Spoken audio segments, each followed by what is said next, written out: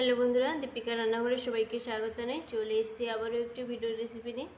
আজকে আমি বানিয়েছি বাড়িতে মিষ্টি দই। এই মিষ্টি দইতে আমরা সাধারণত দোকানে গিয়ে কিনে খেয়ে থাকি, কিন্তু বাড়িতে কিভাবে বানাবে এই মিষ্টি দই সেটাই আজকে আপনাদের সাথে শেয়ার করব। ভিডিওটা শেষ পর্যন্ত দেখতে থাকুন।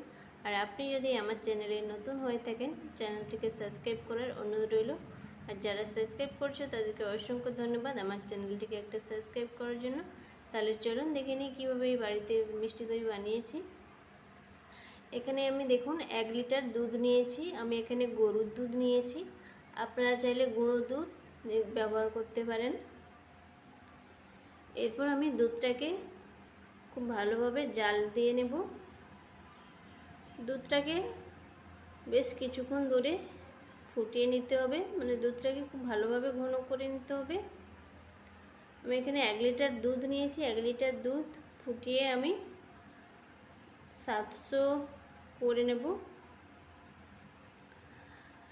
দুধটাকে খুব ভালোভাবে এইভাবে ফুটিয়ে আমি দেখুন দুধটাকে ঘন করে নিয়েছি। দেখেই বুঝতে পারছেন দুধটা আমার কতটা ঘন হয়েছে। এরপর আমি এর মধ্যে দিয়ে দিলাম এলাচ। এখানে বেশ কয়েকটা এলাচ আমি মুখ ফাটিয়ে থেতো করে দিয়ে দিলাম। যে কোনো মিষ্টি জিনিসে এলাচটা দিলে এলাচের গন্ধটা বেশ ভালোই লাগে। এলাচটা দিয়ে আরও কিছুক্ষণ ফুটিয়ে নিলাম দুধটাকে।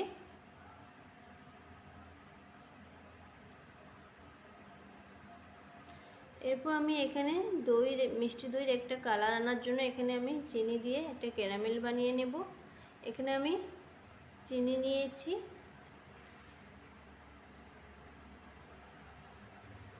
50 গ্রাম, আর এর মধ্যে হাফ কাপ জল দিয়ে একটা ক্যারামেল বানিয়ে নেব। এখান থেকে 2 চামচ দুধ আমি তুলে নিলাম,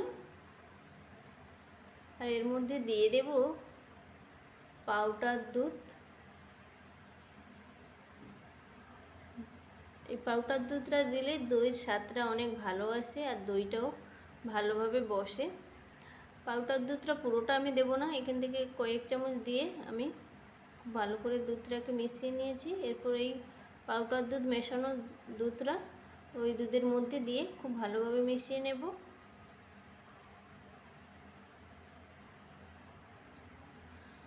খুব ভালোভাবে মিশিয়ে নিলাম। এরপর এখানে দেখুন চিনির ক্যারামেলটাও আমার রেডি হয়ে গেছে, দেখতেই পাচ্ছেন। এর থেকে বেশি লাল আমি করব না। এবার এর মধ্যে দিয়ে দেব বেশ কিছুটা দুধটা দিয়ে, আর গ্যাসের ফ্লেমটাকে কিন্তু কমিয়ে রাখবেন। দুধটা দিয়ে খুব ভালোভাবে মিশিয়ে নিতে হবে এইভাবে। আর দুধটা যখনই দেবেন দেখবেন চিনির যে ক্যারামেলটা এইভাবে ডেলা পেকিয়ে যাবে চকলেটের মতো, কিন্তু এইভাবে নাড়তে থাকবেন, দেখবেন নাড়তে নাড়তে চিনির ক্যারামেলটা গলে যাবে। দেখুন এইভাবে নাড়তে নাড়তে কিন্তু চিনির ওই ক্যারামেলটা খুব ভালোভাবে দুধের সঙ্গে মিশে গেছে। এরপর এই মেশানো দুধটা আমি দিয়ে দেব।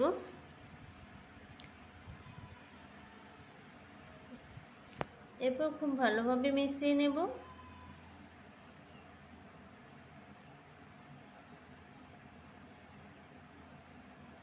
সব কিছু খুব ভালোভাবে মিশিয়ে নিয়েছি। দেখুন অলরেডি দুধটা আমার খুব ঘন হয়ে গেছে। এরপর আমি এটাকে বন্ধ করে রেখে দেব।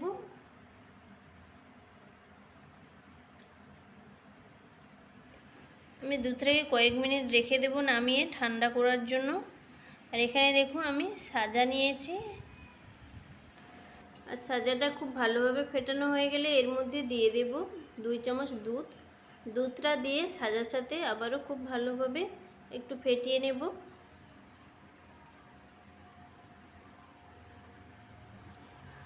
দুধটা ফেটানো হয়ে গেলে ওই দুধের মধ্যে দিয়ে দেব। আর দুধটা কিন্তু উষ্ণ গরম থাকতে হবে। উষ্ণ গরম অবস্থায় ওই সাজা মেশানো দুধটা দিয়ে আবারও খুব ভালোভাবে ফেটিয়ে নেব।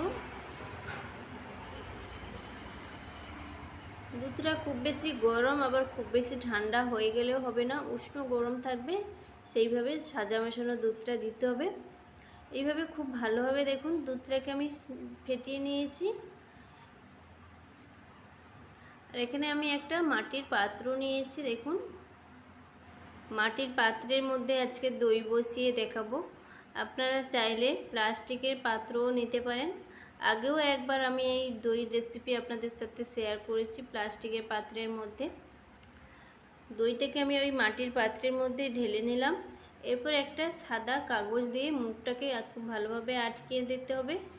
আর গরম কিছু দিয়ে দইটাকে খুব ভালোভাবে ঢাকা লাগিয়ে দিতে হবে। কয়েক ঘন্টা পর দেখুন দইটা আমি খুলে দেখালাম। দইটা আমার কতটা সুন্দর বসেছে দেখতেই পাচ্ছেন। এবার আমি দইটা কেটে দেখাবো। দেখুন বন্ধুরা, দইটা আমার কতটা সুন্দর বসেছে। এইভাবে বাড়িতে আপনারা দোকানের মতো মিষ্টি দই বানিয়ে খেতে পারেন। ভিডিওটা ভালো লাগলে একটা লাইক করো, বন্ধুদের সাথে শেয়ার করো, আর একটা সাবস্ক্রাইব করার অনুরোধ রইল।